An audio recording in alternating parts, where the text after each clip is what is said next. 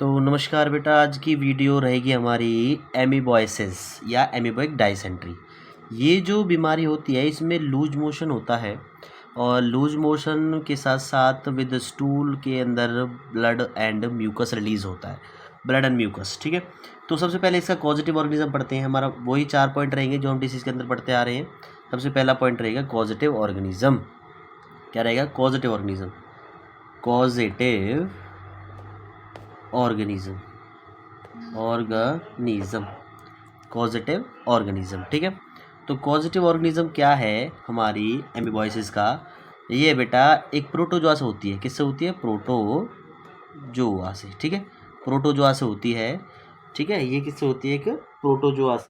तो प्रोटोजोआ से होती है प्रोटोजोआ पैरासाइट, प्रोटोजोआ पैरासाइट्स। ठीक है, और ये पैरासाइट क्या करता है बेटा? ये पैरासाइट हमारी लार्ज इंटेस्टाइन में जाकर, बड़ी आंत में, लार्ज इंटेस्टाइन में जाकर इन्फेक्शन कॉज करता है और वहीं बैठा रहता है और वहीं से इन्फेक्शन करता रहता है।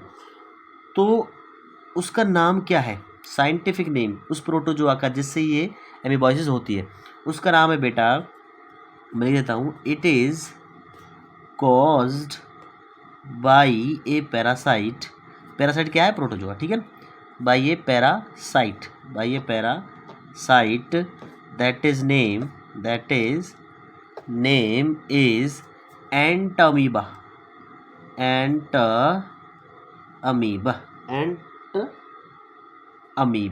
Entamoeba histolytica, histolytica. थोड़ा स्पेलिंग मिस्टेक हो सकती है बेटा, पर कोई दिक्कत नहीं है। एंटामीबा हिस्टोलिटिका, ये इस बैक्टीरिया नाम है पैरासाइट का, जिस जो हमारा प्रोटोजोआ है, ये इस प्रोटोजोआ से होती है और ये कहाँ काम करता है? इंटेस्टाइन में जाकर वहाँ इन्फेक्शन कॉज करता है। ठीक है, नेक्स्ट बेटा हमारा दूसरा पॉइंट है सिम्टम्स का। इस बीमारी का जो सिम्टम है, सबसे पहले ये दिक्कत इंटेस्टाइन में है तो आप वहीं से सिम्टम्स लिखो। क्या होता है? कॉन्स्टिपेशन, यानी कब्ज। कॉन्स्टिपेशन होता है हिंदी में कब्ज। ठीक है, उसके बाद सेकंड है बेटा क्रैम्प्स इन इंटेस्टाइन। तो इंटेस्टाइन के अंदर क्रैम्प्स आते हैं, क्रैम्प्स, मरोड़ वगैरह। उसके बाद अगला है बेटा एब्डोमिनल पेन, यानी कि पेट दर्द होगा। उसके बाद अब ये इन्फेक्शन जब हो जाएगा लार्ज इंटेस्टाइन के साथ, तो उसमें क्या आएगा? Stool with blood and mucus, यानी कि जो फीसीज होगी, स्टूल जो होगा, स्टूल मतलब फीसीज जो होगी, उसके अंदर ब्लड भी आएगा और म्यूकस भी आएगा, जिसके कारण, किसके कारण बेटा?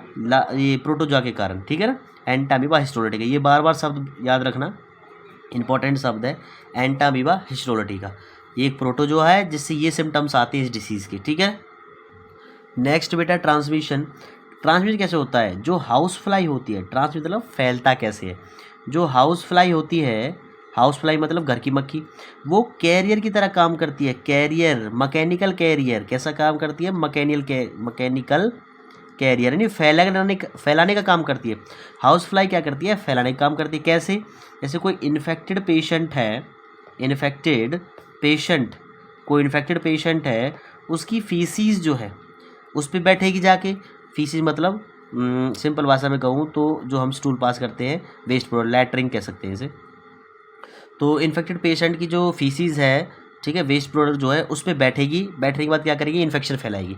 तो इन्फेक्शन क्या करेगी? ट्रांसमिट कर देगी सेकेंड पर्सन में, या जो हेल्थी पर्सन है उसमें क्या कर देगी? ये ट्रांसमिटेड कर देगी इस डिसीज़ को। अगला पॉइंट इसमें बेटा contaminated water and contaminated foods, गंदा खाना और गंदा पीना। Contaminated water and drinking food, या वाटर एंड फूड, यानी गंदा पानी है या गंदा खाना है, उससे क्या हो सकती है। ठीक है, लास्ट बेटा एक पॉइंट और इसमें लिख देता हूँ मैं कि जो फीकल मैटर है ना, फीकल मैटर मतलब गंदा जो हमारा मल वगैरह है, वो सारी चीज़, फीकल जो मैटर है इज मैन सोर्स है इस इन्फेक्शन का, man source of this disease. Of this disease. इस बीमारी का मेन सोर्स क्या है?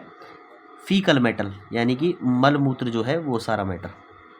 अब आता है बेटा हमारा ट्रीटमेंट। ट्रीटमेंट कैसे करेंगे हम? ट्रीटमेंट में सबसे पहले हम रोकथाम करेंगे, प्रिवेंशन। क्या करेंगे जी? प्रिवेंशन करेंगे। और प्रिवेंशन कैसे करेंगे? सबसे पहले बेटा हमें उस मॉस्किटो को रोकना है, या हमारी जो हाउस फ्लाई है उसको रोकना है। हाउस फ्लाई को रोकना है, जो मक्खी है उसको रोकना है, ठीक है, उसको हमें प्रिवेंट करना है, ठीक है। मैकेनिकल कैरियर का काम कर रही थी, उसको क्या करना है? प्रिवेंट करना। हाउस फ्लाई को क्या करना है? प्रिवेंट, रोकना है उसे, ठीक है। तो क्या करेंगे हम? रेपेलेंट लाएंगे। जो हमारे पास रेपेलेंट होते हैं, रेपेलेंट होता है एक ऐसा डिवाइस या इंस्ट्रूमेंट जो मक्खी मच्छर को दूर कर देता है, रेपेलेंट भगाता है दूर, ठीक है।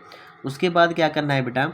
उसके बाद हमारा कॉन्टामिनेटेड वाटर और फूड जो है, contaminated water and food, contaminated water and food जो है बेटा उसको प्रिवेंट करना है, ठीक है। क्या करना है? उसको प्रिवेंट, उस पर रोक लगानी है कि जो गंदा पानी है और जो गंदा खाना है उसको कम से कम यूज़ में लाएं, या कम से कम ना खाएं बेशक। और जो अगला पॉइंट है आपका वो है प्रॉपर डिस्पोज्ड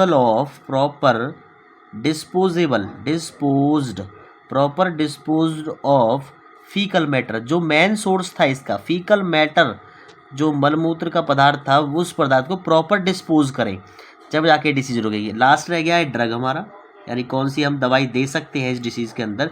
तो बेटा जो इसमें क्रैम्प वगैरह आते हैं तो उसमें देते हैं हम मेट्रोजिल। ये मेट्रोजिल एंटीबायोटिक है, ध्यान रहे, एंटीबायोटिक है।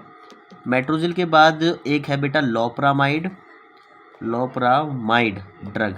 अच्छा, ये जो ऊपर मैंने लिखवाया ये प्रिवेंशन है, ये इसका ट्रीटमेंट है, एक्चुअल ट्रीटमेंट। पॉइंट जो होता है वो होता है प्रिवेंशन एंड ट्रीटमेंट। मैंने ट्रीटमेंट में डाला हुआ है सारा कुछ।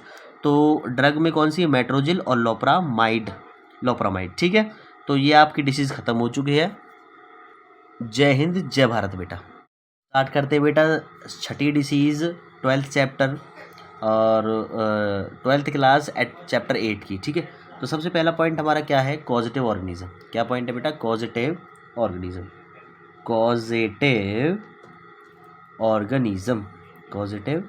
ऑर्गेनिज्म। एस्केरिसिस किससे होता है? एस्केरिसिस एक हमारा वॉर्म इन्फेक्शन है बेटा, कीड़े से होता है। It is caused by round warm. एक राउंड वॉर्म होता है, अगर आपने पढ़ा हो तो कीड़ा होता है, वो ऐसे गोल सा होता है, राउंड वॉर्म। जैसे मैं बना रहा हूँ, राउंड वॉर्म होता है, बिल्कुल गोल सा, इसलिए राउंड वॉर्म, राउंड होता है तो इसका नाम राउंड वॉर्म है। राउंड वॉर्म होता है। और ये किसके अंदर आता है? हेलमेंथिस के अंदर आता है बेटा। हेलमेंथिस आपने 11th चैप्टर में 11th क्लास में पढ़ा होगा, हेलमेंथिस है ना, प्लेटी हेलमेंथिस, एसके हेलमेंथिस, तो उसमें है हेलमेंथिस राउंड वॉर्म, ठीक है। Round warm helminths. पर वो कौन सा राउंड वॉर्म है? उसका साइंटिफिक नेम क्या है बेटा? व्यूचेरियाई एस्कैरियोसिस।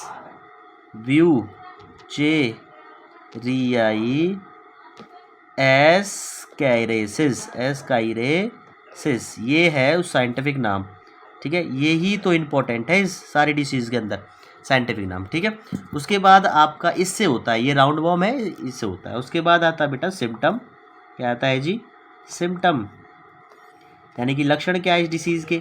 अब ये राउंड वॉर्म भी क्या करता है, इसके लक्षण क्या क्या है बेटा? ये राउंड वॉर्म क्या करता है? इन्फेक्शन करता है, जिसके कारण फीवर वगैरह सारा आता है। तो फीवर लक्षण है। फीवर के बाद क्या होता है? वीकनेस, थकावट बेटा, वीकनेस, ठीक है। Fever, weakness. एक मेन सबसे इन्फेक्शन इसका जो होता है वो होता है इंटरनल ब्लीडिंग। इसका जो सिम्टम है वो इंटरनल ब्लीडिंग है, यानी कि अंदर ब्लड बहना, इंटरनल ब्लीडिंग। अब जब ब्लीडिंग हो जाएगी तो एनीमिया हो जाएगा ना। उसके बाद एनीमिया हो जाएगी तो वीकनेस आएगी और मसल्स के अंदर पेन होगा, मस्कुलर पेन। सारे सिम्टम्स एक दूसरे से जुड़े हुए हैं। मस्कुलर पेन होगा, ठीक है जी, मस्कुलर पेन होगा। एक सिम्टम्स इसका बेटा है इंटेस्टाइनल जो पासेज होती है, इंटेस्टाइनल जो पासेज होती है वो ब्लॉकेज हो जाती है। इंटेस्टाइनल ब्लॉकेज, ठीक है, ब्लॉकेज हो जाती है इंटेस्टाइनल, जिसके कारण जो इंटेस्टाइन होती है बेटा, जैसे मैं डायग्राम के द्वारा बनाऊंगा आपको, ठीक है। ये लार्ज इंटेस्टाइन जो होती है ऐसे होती है, ठीक है ना। लार्ज इंटेस्टाइन ब्लॉकेज हो जाता है, जिसके कारण क्या होता है, जो खाना होता है वो जा नहीं पाता और कॉन्स्टिपेशन कॉज हो जाती है। तो एग्जाम्पल में एक और कॉन्स्टिपेशन लिख सकते हो आप, कॉन्स्टिपेशन, ठीक है। कॉन्स्टिपेशन और आ जाएगा सिम्टम्स के अंदर।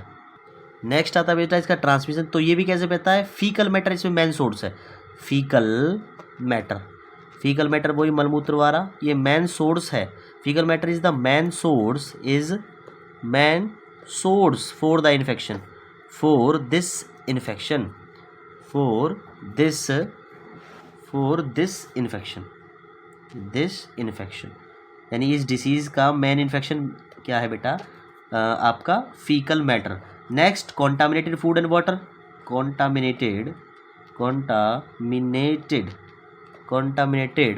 फूड एंड ड्रिंकिंग वाटर, पीने का पानी और आपका जो फूड है वो क्या है, इसका मेन सोर्स कॉन्टामिनेटेड। देन उसके बाद जो अलग इन्फेक्शन है वो है बेटा आपका कॉन्टामिनेटेड। कॉन्टामिनेटेड मतलब प्रदूषित कह सकते हैं या इन्फेक्टेड कह सकते हैं।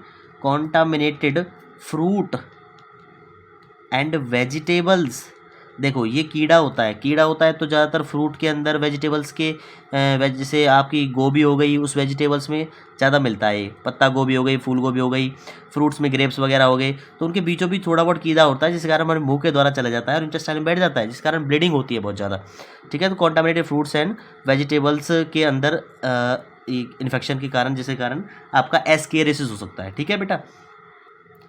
लास्ट पॉइंट बेटा ट्रीटमेंट, यहीं कर देता हूँ, छोटी डिसीज़ है। ट्रीटमेंट जो है इसका लास्ट पॉइंट, ट्रीटमेंट में क्या करना है, जो ऊपर वाले आपने contaminated food and articles, contaminated fruit and vegetables, transmission, इन सब के आगे प्रिवेंशन लगाना है। क्या लगाना है, prevention. Faecal matter disposable proper, faecal matter को डिस्पोज करो, ठीक है, डिस्पोज्ड करो। उसके बाद दूसरा प्रिवेंशन कहाँ आएगा, कॉन्टामिनेटेड फूड आर्टिकल या आपके फ्रूट्स या वेजिटेबल्स हो उनको प्रिवेंट करो, प्रिवेंट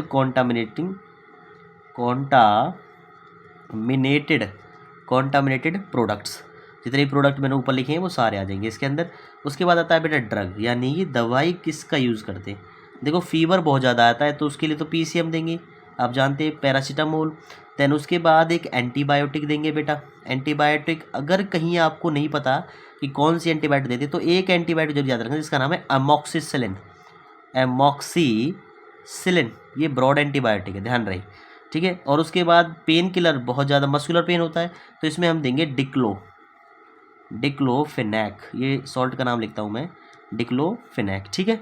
पेन किलर है ये, क्या है बेटा, पेन किलर, पेन को ख़त्म करने वाली होती है, ठीक है। तो ये आपकी दो डिसीज़ हो गई हैं, एक एस्केरियासिस, दूसरी कौन सी हो रही है आपकी, एमीबॉयसिस। तो दोनों डिसीज़ क्लियर है बेटा। जय हिंद, जय भारत।